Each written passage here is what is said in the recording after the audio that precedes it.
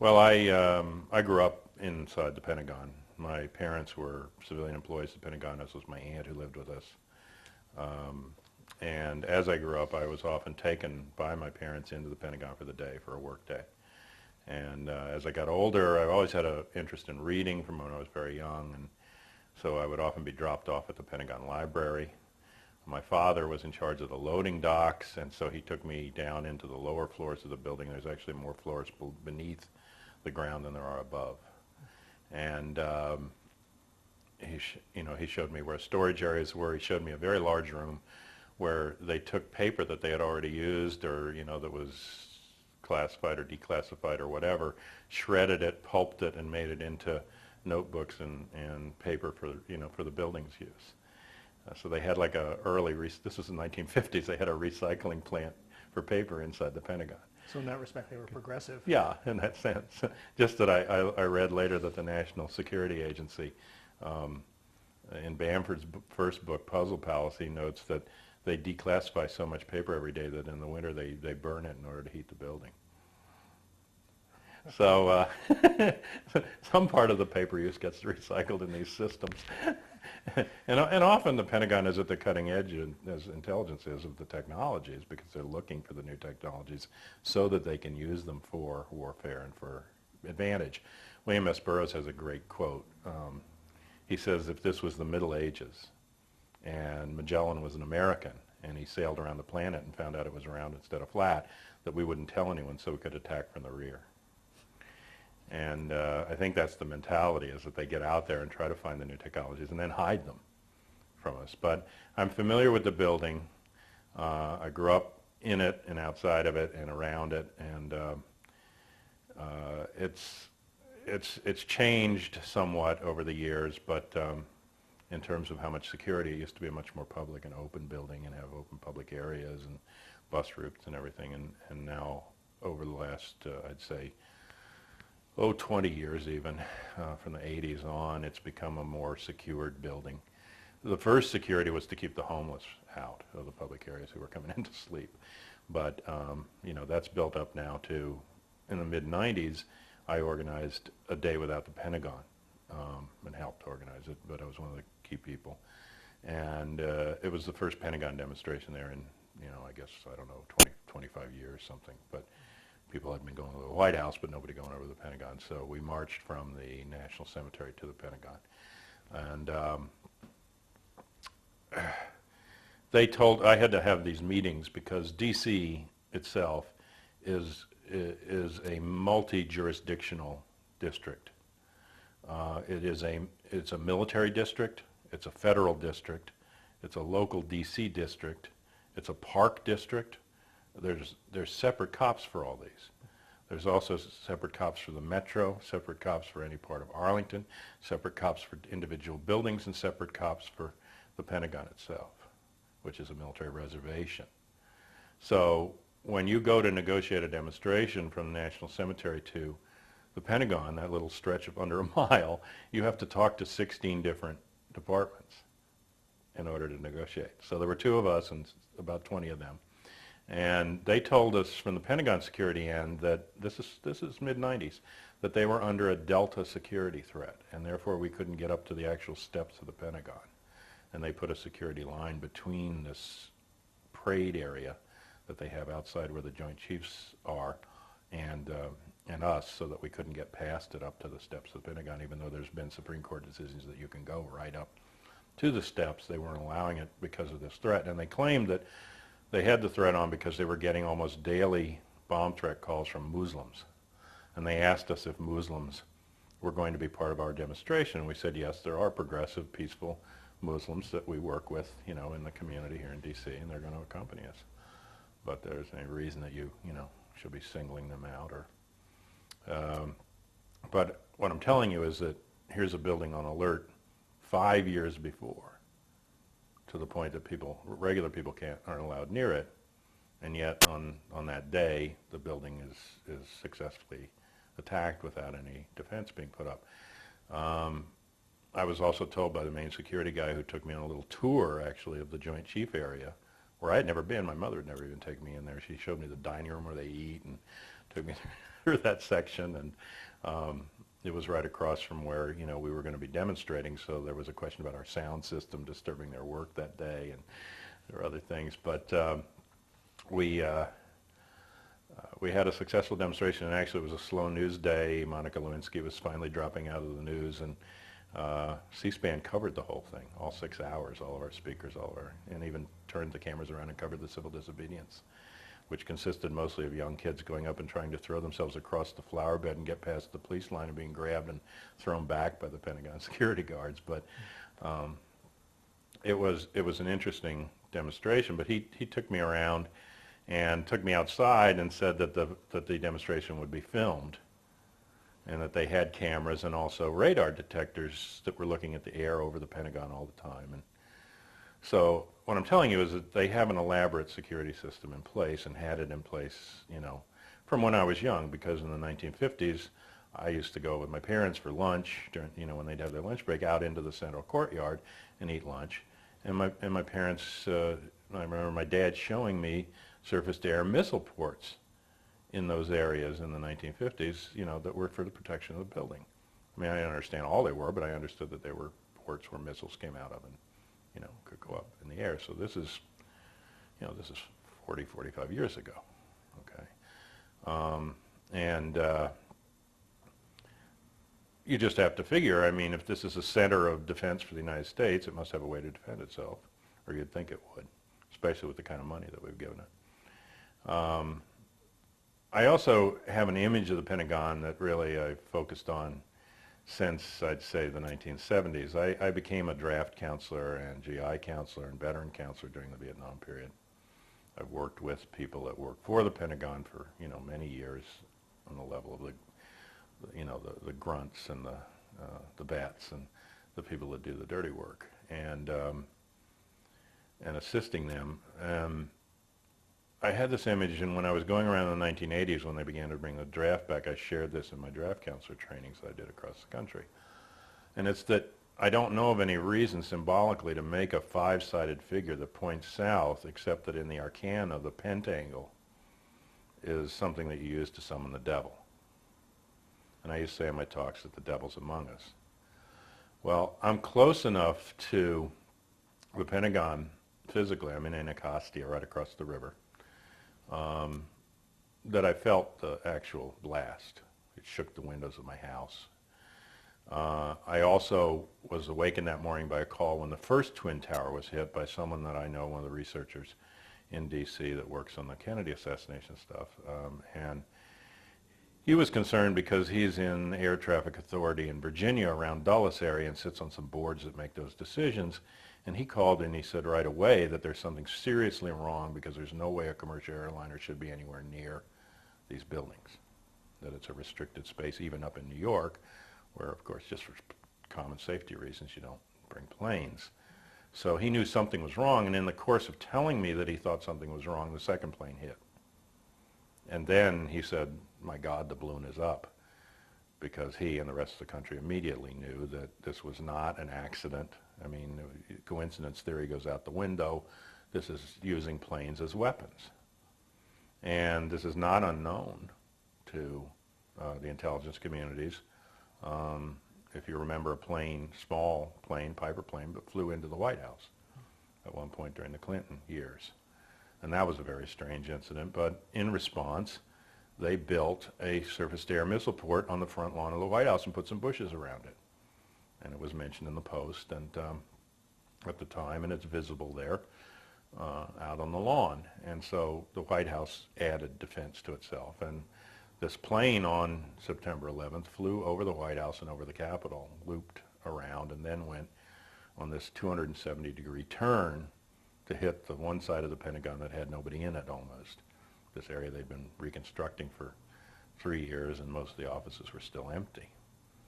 And it had to go out of its way, literally, I mean, in order to hit that side. I mean, it wasn't that the other sides were blocked access. It was a choice what side they came in on. And it minimized the number of deaths inside the Pentagon and overall to go in on that side. There were more people killed in the plane and in the workers outside than were killed inside the Pentagon by the blast.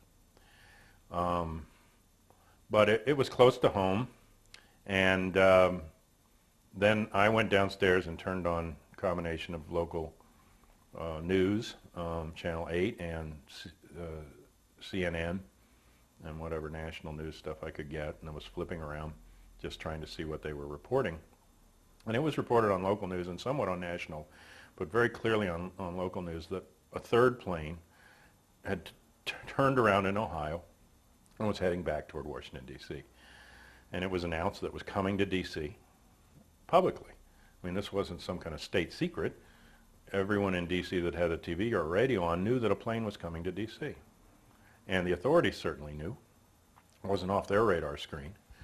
And this was about a half an hour before it hit that I heard, on the local news that this plane was headed to D.C. And absolutely nothing was done to interfere with this plane. There were some jets scrambled out of Langley, which is a base 130 miles from D.C. Too late to even get to the Pentagon before it was hit. Or at least too late, that I think if the planes flew at the full speed, they could have gotten there, but I don't think they did. Because even 130 miles, these planes go like 550, 600, maybe even 700 miles an hour. So if they're up by 9:25, can they get there by 9:48? Maybe 130 miles. It doesn't seem, but in fact, they came in 5 minutes after the incident. So it seems to me maybe they weren't even going full speed once they got up. But there are planes, interceptor planes right across the river at Anacostia Naval Air Station, at Andrews Air Force Base. These were not put into the sky. And I have seen these planes as a child in D.C., and my relatives have seen them come up and guard that restricted airspace, which is the most restricted airspace in the country, from commercial airliners or private planes that have gone off course and strayed into that space, are intercepted and wagged out of that space. So that's not even in some kind of a crisis or national emergency or plane being used as weapon or what was happening September 11. Just in normal course of events, helicopters, interceptors, things go up in that space because it's guarded space. And they have the capacity, both at the White House and at the Pentagon, to use the surface-to-air missiles, and they also had a formal shoot-down order from Cheney and Bush, according to the press accounts from inside, moments after the second plane hit. Bush and Cheney, spoke and announced that there was a shoot-down order on the remaining planes that were in. Did that go out over the media?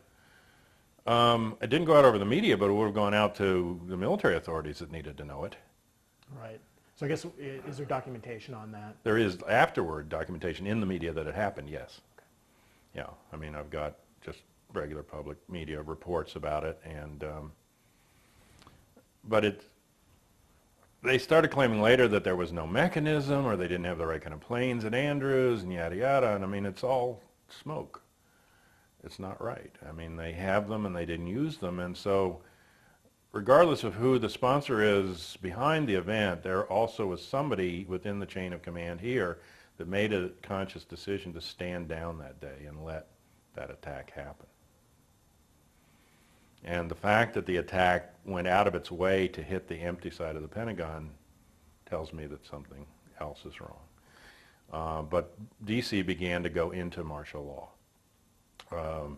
They had continuity of government, which means that government's taken away from all but a few members of Congress and put into the hands of people at the top of the National Security Council and the White House.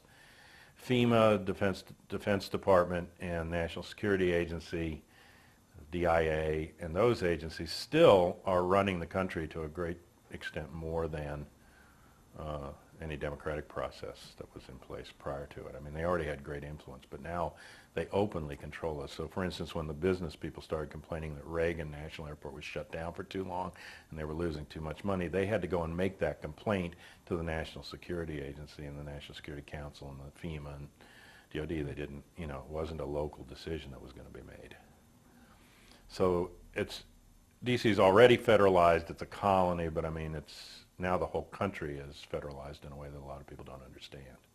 Because when you declare a formal national emergency, a lot of legal authorities shift over, and decisions are made at other levels, and there are federal regions, and so all sorts of things have shifted in terms of legal niceties and priorities and who's in charge of what once you're in this kind of a declared emergency. It's not yet a declared war. Some more powers were approved, but that's similar to Vietnam. It was not a declared war.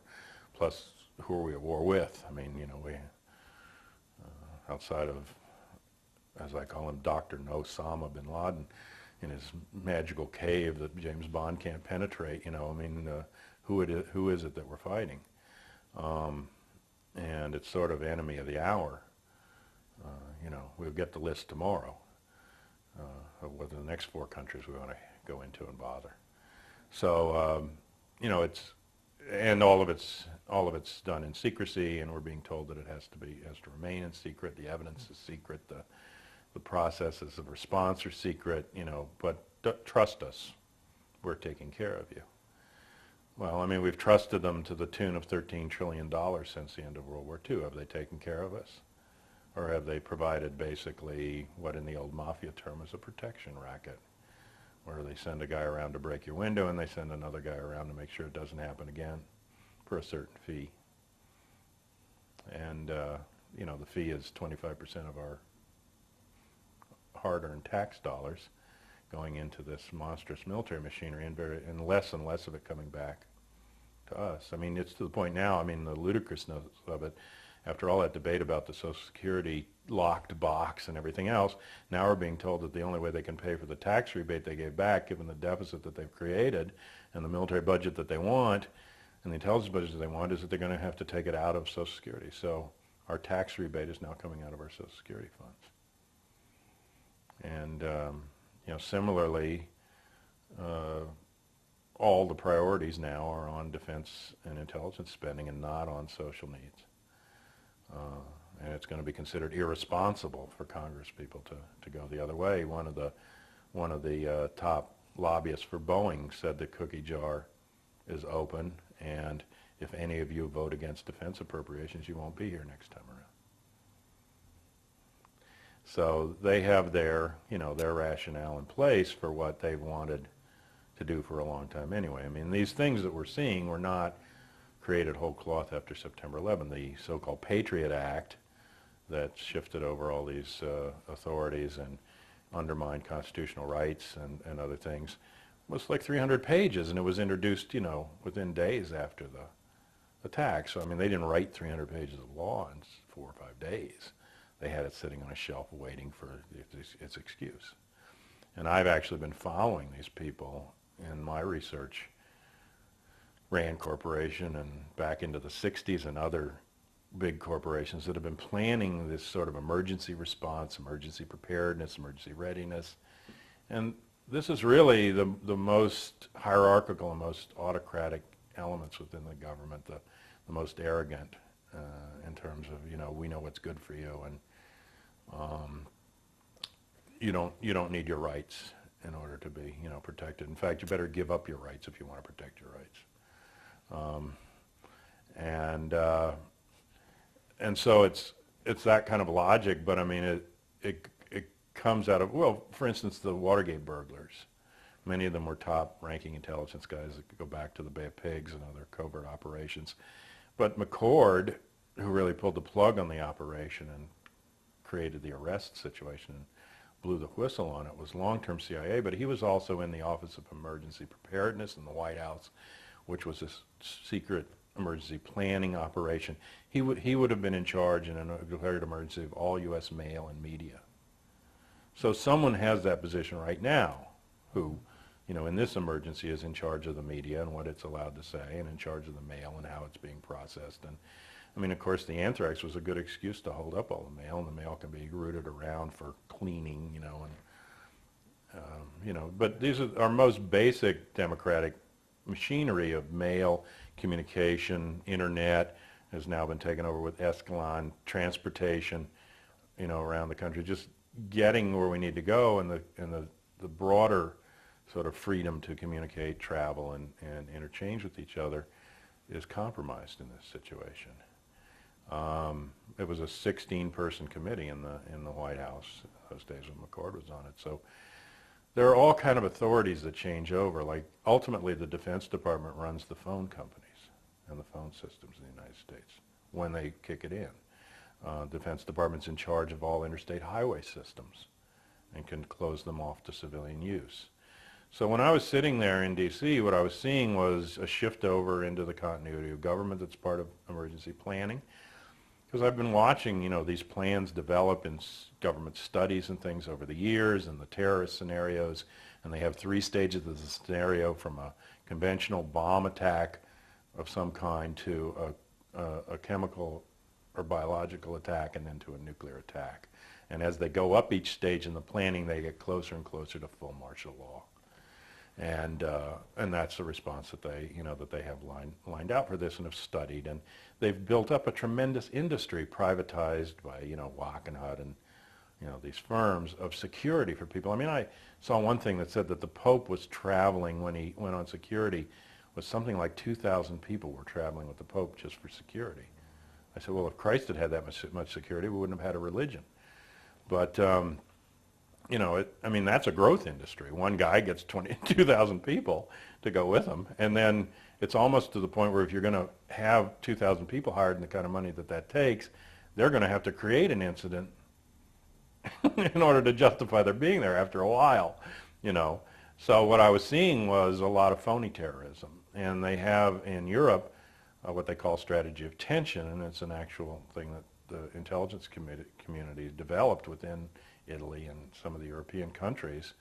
And the scam basically boiled down is that the intelligence community goes out to the far right wing and proposes that they do a terrorist action, bomb a train, do something that, and then they will plant evidence that will blame it on the left. So the right wing agrees with it because it's going to frame the left and also give them, some points, and the government will train them and make it possible for them to do the terrorist action. The action will happen. It then becomes an excuse for them to crack down on the left. They break the left apart. Then someone internally blows the whistle and says, "Oh no, it wasn't the left; it was the right." Then they wipe out the right as well, and then the intelligence agencies, are basically in charge without any opposition. So, but it's called a strategy of tension, and you're basically creating a fear mode so that they can begin to undermine, constitutional freedoms or democratic processes in favor of this intelligence state. And that's really been the tension here, I believe, between the elements of the class that have been warring, and that warfare came to a head on November 22nd, 1963, with the brutal and open assassination of John F. Kennedy, was the final open clash of these elements.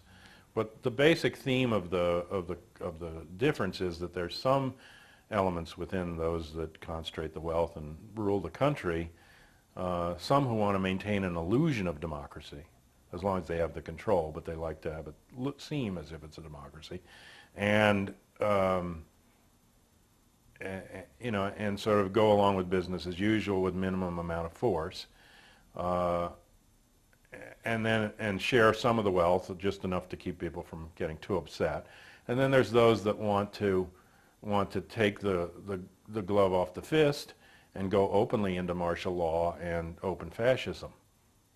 And that's really the clash. And at certain times, the ones who want to go in the latter direction create the conditions that make it favorable for them to bring that to the fore.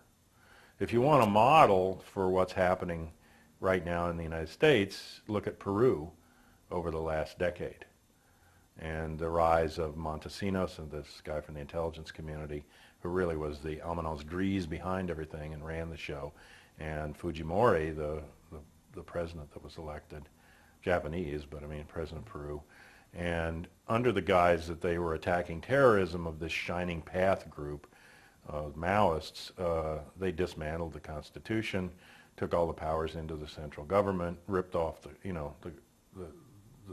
treasury, so to speak, and created a police state with secret military tribunals and So, I mean, if you take a really close look at Peru, you'll see a model for what's being proposed now by the Bush administration here in the United States to, and it's not so much that everybody's agenda changed totally on September 11th or that there wasn't this problem, but what's happened now is that we're being shown finally as the American people that we're not in charge.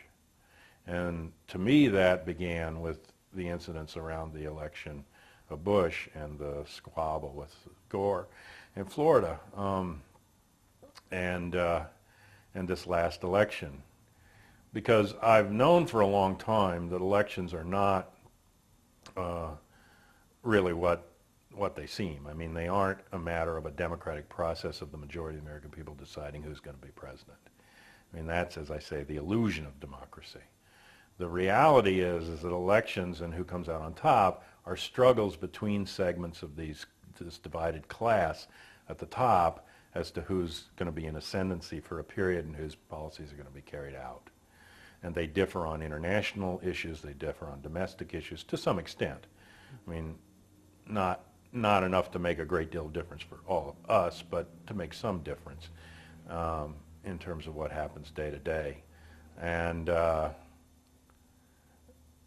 you know, I mean, I think either way, the system as it's set up is you're in a handbasket on the way to hell. But some people have something that they say is a brake that creates a little bit of friction and slows the 150-mile-an-hour handbasket down to 145 miles an hour maybe, and they pull on it. And then there's other people who just let the brake go and pop out the champagne. So, but they used to balance the tickets. Like if you think of the 60 election like LBJ and JFK, that's two ends of the money. I mean, those guys aren't, you know, in the same circles. You know, you have an Eastern establishment and a sort of nouveau riche of investment capital in the southern rim in oil and munitions, land speculation that rose up mostly after the end of World War II, and this power shift to what Eisenhower referred to as a military-industrial complex, you know, that he saw rising out of that. And that money has had a different agenda than the old Eastern establishment, which was Anglophile and, you know, had its connections into England and Europe. And these guys were more nativist and like, you know, America first and cowboys, as Carl Oglesby refers to them, as opposed to the Yankee investment banker capital, you know. Okay. These guys were entrepreneurs, new money, you know. H.L. Hunt is an example. Very, very rich. I mean, richer than the Rockefellers, but not anywhere near as savvy as to how to make that money do, you know, what Rockefellers did with it in terms of social control. So Hunt used to say, when I go east, they treat me like a stable hand. And so there's differences, but they used to balance the tickets somewhat. Now I think they don't. I mean, I think Clinton and Gore basically represent the same side in the way that Cheney and Bush do. So they're really more fighting entirely within their own camps now rather than internally trying to balance the situation. But in that sense, elections then are only shifts in terms of which part of the class is going to rise. So I remember on the local news in D.C. the day of Clinton's inauguration, the disgruntled Poppy Bush leaving town, getting on the airplane and saying into the camera angrily, well, I'll give him his term, but then I'm coming back. So as soon as I heard that shrub, W, the son, was going to run, I knew that he was going to win, that this was the ascendancy, this was the coming back. And they had already done the current version of assassination as scandal. So they had already scandalized Clinton into a corner. I remember a demonstration that I was at in front of the White House when they started bombing Kosovo again. Clinton ordered new bombing runs in Kosovo, and we went out to protest that. And there was, strangely enough, that night more press there than there were demonstrators. So press were pushing us aside and sticking microphones in everybody's mouth and letting us talk, and the park police were trying to move us across the street with their horses, and you know, and the Catholic worker people knelt down in front of the White House to get arrested, but right then, within the perimeter zone, because they have now all these barricades, there's no traffic across the front of the White House except foot traffic. But within that zone, they have some cars that they let in. And one of those cars, for who knows whatever reason, it was just sitting there, but the engine caught fire and the carburetor was like shooting this huge fire thing into the sky, you know, like a column of fire. So all the Secret Service guys ran out and the police ran over. So for at least a half an hour, they had to deal with that and the fire department. And meanwhile, the Catholic workers are there praying and waiting to get arrested, and we're marching around with nobody bothering us because they haven't gotten their stuff together. So maybe it was in response to that. All I know is there was a tremendous amount of press. So, and they had their Klieg lights on, and when the cops came to take our bullhorn away, we all started chanting First Amendment, and you know, the press caught that, and the cops backed off, and finally they brought the horse police out and chased us across the street. But what was interesting to me is a guy from UPI came up to me and he said, "Do you think this is a case of tail wags the dog?" In other words, did I think that Clinton was bombing Kosovo in order to get past the scandal of Monica Lewinsky? Because he was right on the edge of being, you know, the vote on impeachment. Right. And I said, no, I think this is the head wagging the tail. I said, I think this is a situation where the Pentagon and the people that are really in charge of the country and the military-industrial complex are ready to go to war. They have Clinton over a barrel with this scandal, and they're basically telling him, if you don't cooperate with us, we're going to impeach you over this scandal. And so he's going to do the bombing, and then they're going to drop the impeachment. And this was quite shocking to this UPI guy. And he said, well, but he's the president, he's the commander-in-chief. And I said, look, the commander-in-chiefs come and go. The Pentagon sits there. I said, I'm sure when he gets in, they tell him you're the president, but that's all you are. And, you know, they can show him a picture of the Zapruder film if he doesn't get it, you know, of Kennedy being shot in 63. So, you know, I knew that it was a matter of them putting somebody up. And there's a script that I've watched from when I was very young about how elections go in this country. And it got more and more sophisticated, of course, than it was in the 50s. But basically, they give you two candidates that they pre-select. They don't allow any third-party candidates to really have any impact or access. They frame the debate and tell you what the issues are that you should be concerned about, whether they're your issues or not. And then they have the two candidates debate and posture as if they're completely different on these issues. And then, before they have an election, they have polls. Well, now, why would you have a poll in a democratic society before you had an election? The only purpose is to influence the outcome of the election. I mean, what other purpose could you have in knowing who was going to win ahead of time, except to try to, through the poll, influence how people would vote? And in fact, I hear people say, well, I'm not going to waste my vote on a loser. And so it becomes a self-fulfilling prophecy, and people vote for who they think is going to win, or they'll withhold their vote. So I remember before the election, knowing that Bush was coming in and going to the top, I had these people that were interested and supportive of Nader at one of my talks. And I myself don't vote. I consider it what I call the evil of two lessers. I don't vote because there isn't anything to vote for me in a representative. I want to vote directly on issues that affect my life. That's democracy to me. It's not electing somebody who claims to represent tens of millions of people or hundreds of millions of people in one person and then doesn't even go about talking to those people to find out how they want to be represented. You know, that's not representative democracy. It's not even, it's not anything. It's neither representative nor is it democracy. So I don't play that game. It's a rigged game anyway. But for those as do, they wanted to vote Nader and they wanted to have this third party. But they were nervous that if they voted for Nader, it would mean that Bush would win. And I said, look, Bush is going to win anyway. So at this point, a vote for Gore is a vote for Bush. And if you want to vote for Nader, you should vote for Nader. Or maybe he'll get the 5%. He could have, for all I know. They probably wouldn't admit it, you know. But they wanted to get 5% so they could get the party money and run next time and get the issues out. And, you know, it's good for educational for that. But ultimately, I agree with Washington and Jefferson and the early founders of the country that parties, political parties, are inimical to democracy. Both of them believed that and knew that that was the case. Jefferson said that in any society you can only have two parties no matter what they call themselves. those who want to take the power from the people and put it in the hands of an elite, who he called the aristocrats, and those who want to take it from the elite and put it in the hands of the people, who he called the Democrats. And he said, in a democratic society, you don't need a Democratic Party. And Washington, when he was leaving office, said that policy decisions belong in the hands of the people themselves. And he said to have a political party means that you're taking that decision out of the hands of the bulk of the people and putting it in the hands of a few. And so I think they're correct in that, and I think that parties have essentially wrecked the democratic process. And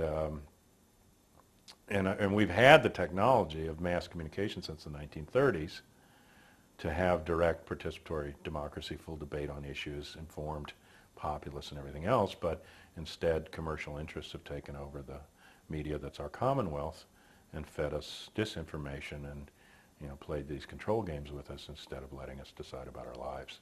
And that's really, I think, what has to happen if we're going to make any change. But in the script, then what happens is that they take a poll, they tell you who's ahead in the horse race.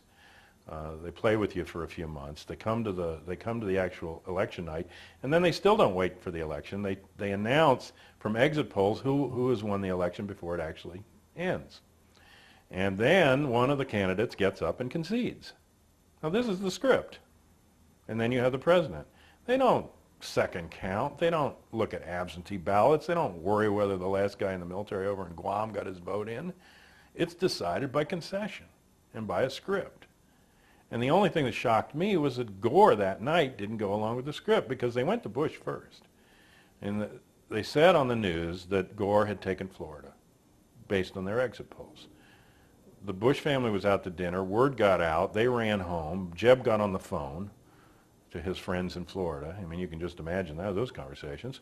And the press got up into the mansion, into the little room where they could have like a press conference, and Bush came down. And they said to Bush, well, what's your response? They've announced that Gore has taken Florida, which means he's going to get the electoral college win.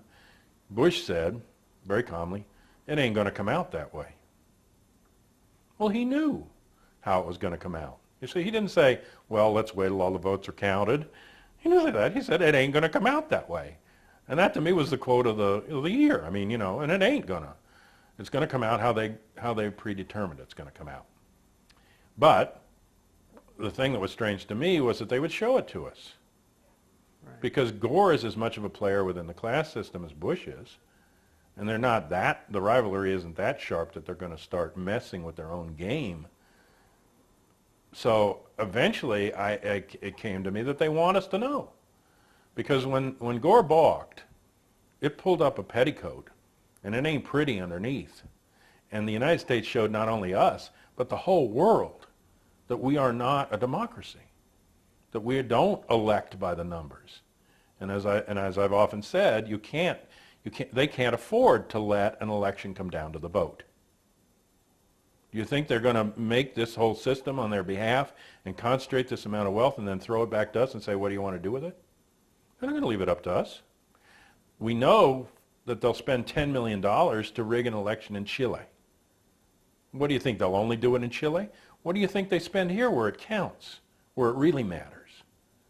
Okay, so the elections aren't up to us, but now suddenly they pull up this petticoat, and what do we find out? We find out that people are illegally disenfranchised from voting. We find out that people are blocked from getting to the polls. We find out that the machinery of the voting is rigged in certain ways that makes the vote unclear. We find out that the counting processes, aren't legit. Layer after layer after layer, we see that the whole machinery of the election itself is already, flawed. And then on top of that there's all these, shades and things that the Supreme Court got into about, and just in case, everything goes wrong and the populace should actually put in a candidate that none of the rulers want, then they have the Electoral College as the final control, So all of that, though, was basically shoved in our face. And in a very brutal way, that basically said, we done told you who the president is, now sit down and shut up.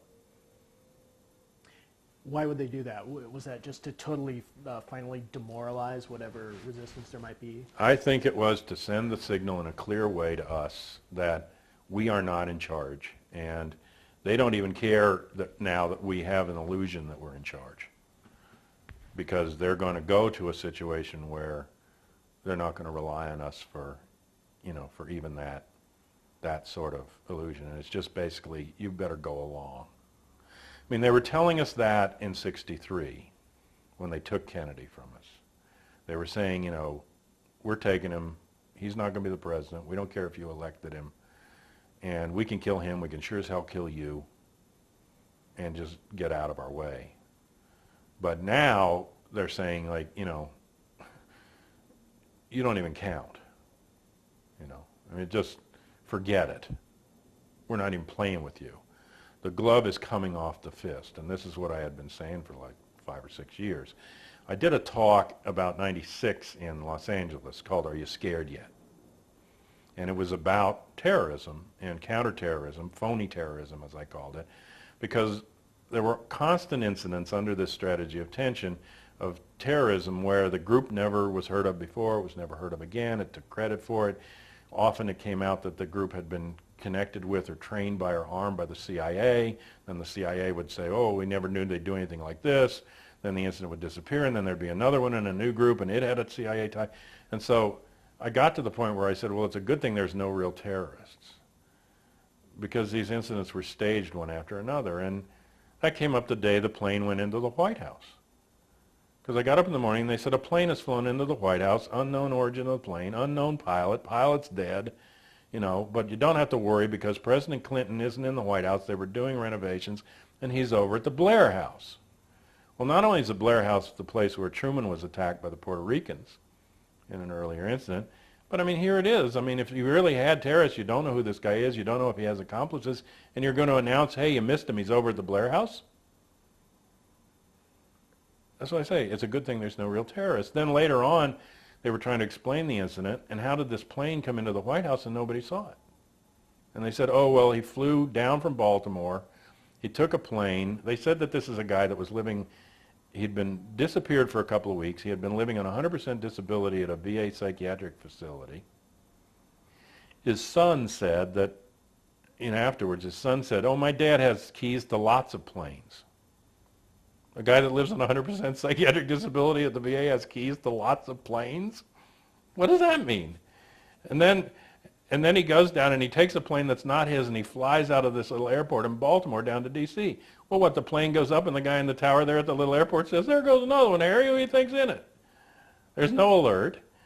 The stolen plane. He comes down, and then they said, well, he was flying below tree level across the mall, so we couldn't see him on the radar.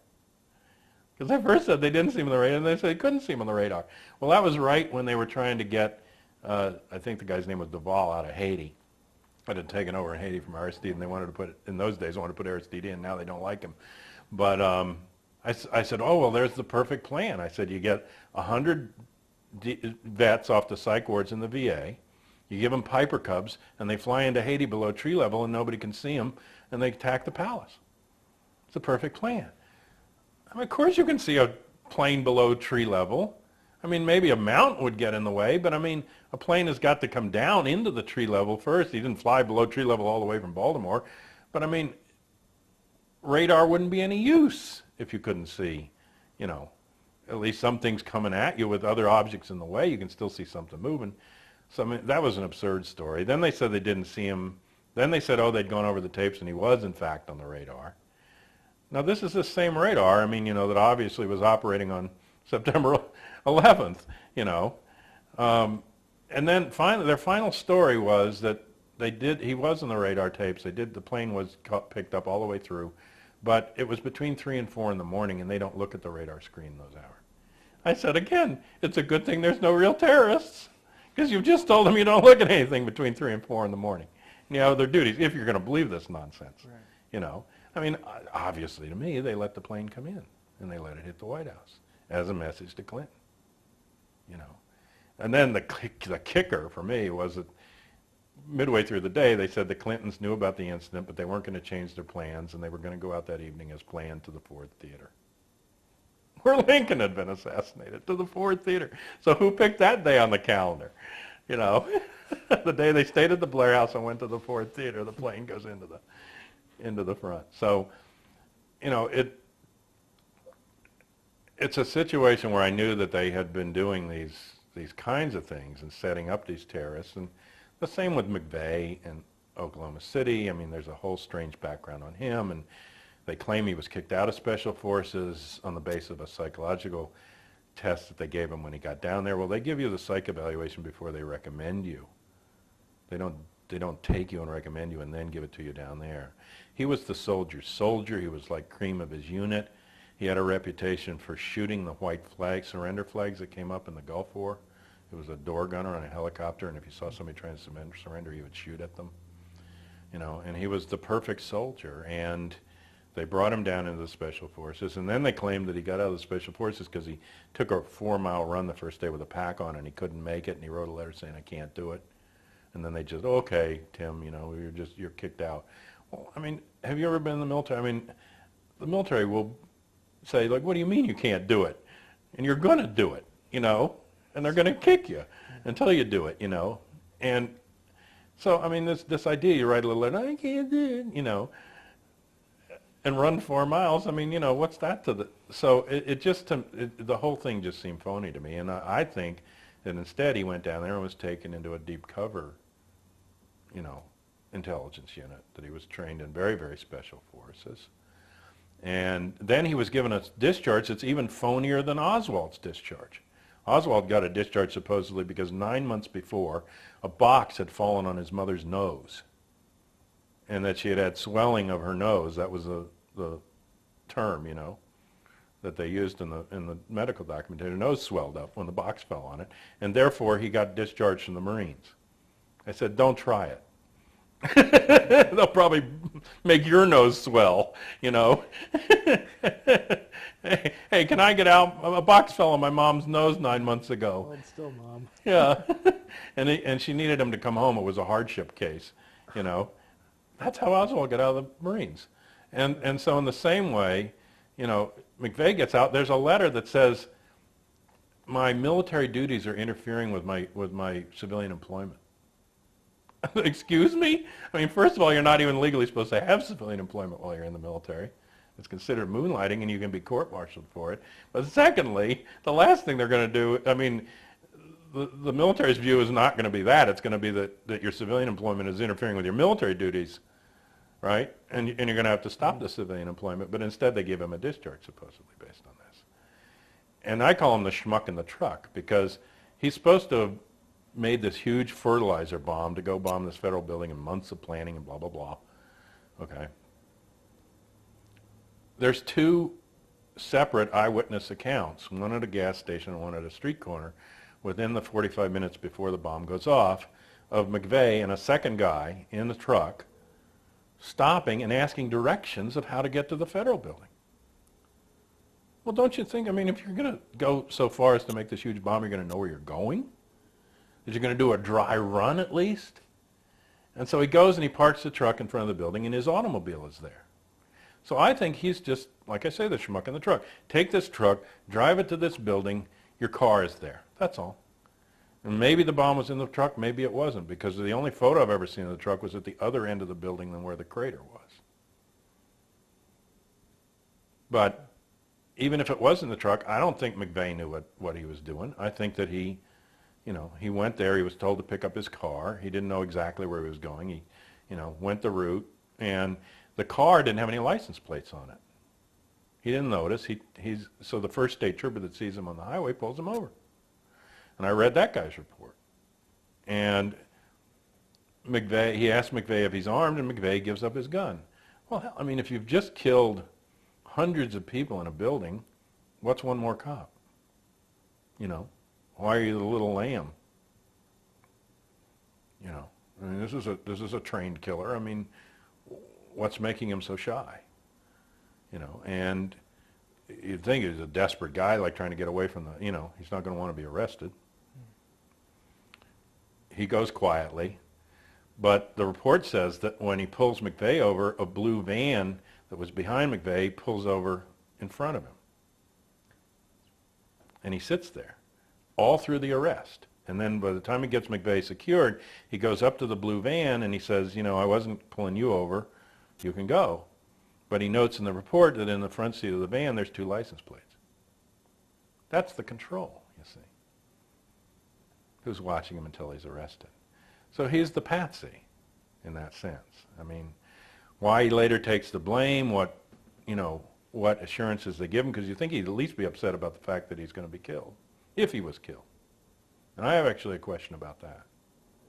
Because people were talking about, the witnesses were complaining that they thought they saw him breathing after the time that he was declared officially dead, and how long it took him to close his eyes. And I mean, they may have killed him, but they may also have promised him they weren't going to kill him. And if you do it by injection, how do you know what he's being injected with?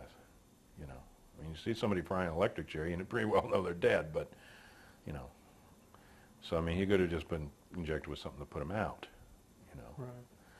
And, I never saw any reports of an autopsy. There was some later thing that said his ashes were taken to some secret place on his instructions. So who knows about Tim McVeigh? But I don't think we've got the full story on that one either. And there was evidence of bombs inside the building. And so I think these terrorist incidents, in the same way that they are in Europe, are planned in conjunction with at least a segment of this internal security state, military industrial, military intelligence and DIA, I think, have a lot to do with it. And then they get the benefits of the fear and the social consequences that come out of them. And they may be things that are coming independently anyway, that they find out about and they don't interfere with. Because they knew, for instance, in the first Twin Tower bombing, an FBI unit came across these guys making the plans, and they had an inside informant that was telling them about where they were mixing the bomb and setting it all up. And the FBI told them not to interfere and to let the thing happen, basically. And there are elements that interfere with real investigations when they do come across these things. Like there's a FBI agent, O'Neill, who quit the FBI over the study of the Taliban and the Al-Qaeda. And he said that basically the CIA and the administration were blocking the FBI inquiry into the terrorist cells there on behalf of the oil companies, who didn't want them messing with them because they had their arrangements. And so it can be that they find something that's going and they let it go, or they help it along. Like there's instances in COINTELPRO where the FBI, they come in the group, the group's not doing anything illegal. They have the provocateur tell them to do something illegal. The group says, we don't have any skill in that area. We don't know how to break into a building. The guy says, oh, I've got lockpicks. I've got bombs. I've got, They provide everything, and entrap the people into a plan, that then they can arrest them for. So maybe they help them along, or maybe they just stand out of the way.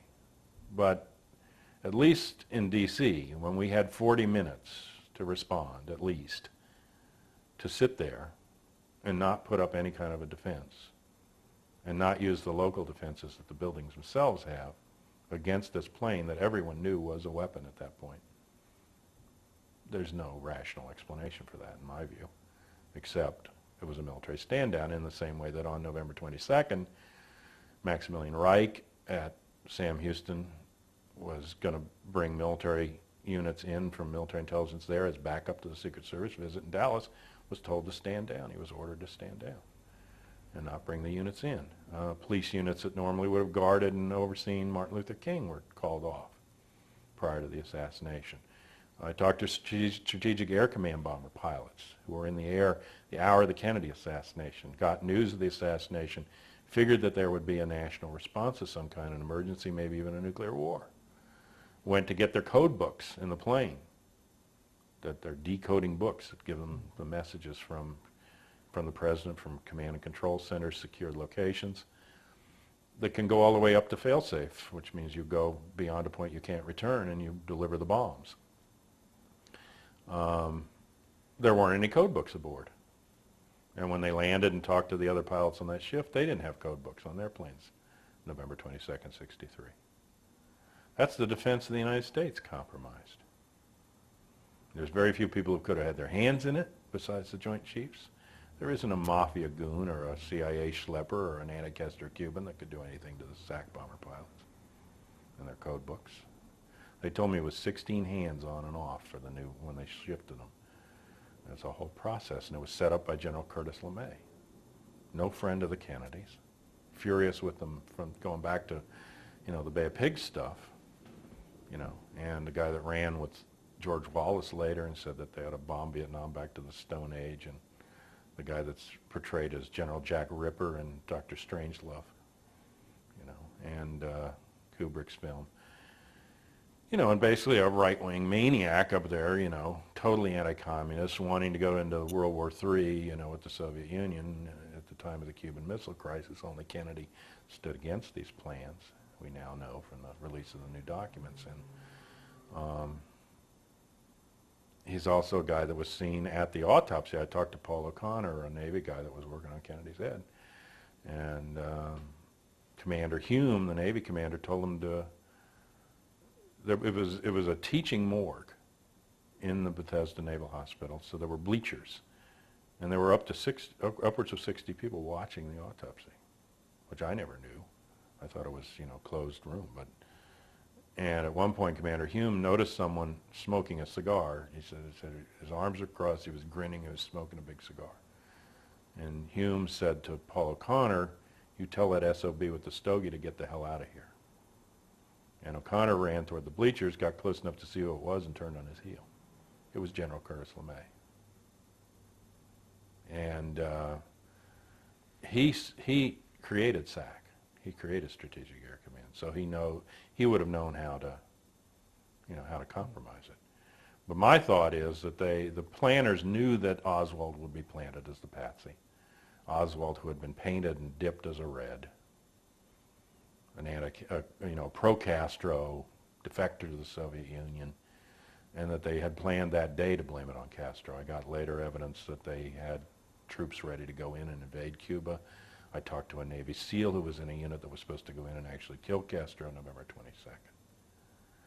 But when Oswald survived in this Texas theater and the cops failed to kill him with the pistol that I believe they brought in, then they had a talking head and not a dead red, and they had to call the plan off. But they didn't want, on the other hand, somebody outside of the need-to-know loop to freak out and say, "My God, the Soviets killed him," and go to nuclear war. So they made it impossible that day to go to nuclear war by disarming the SAC bombers.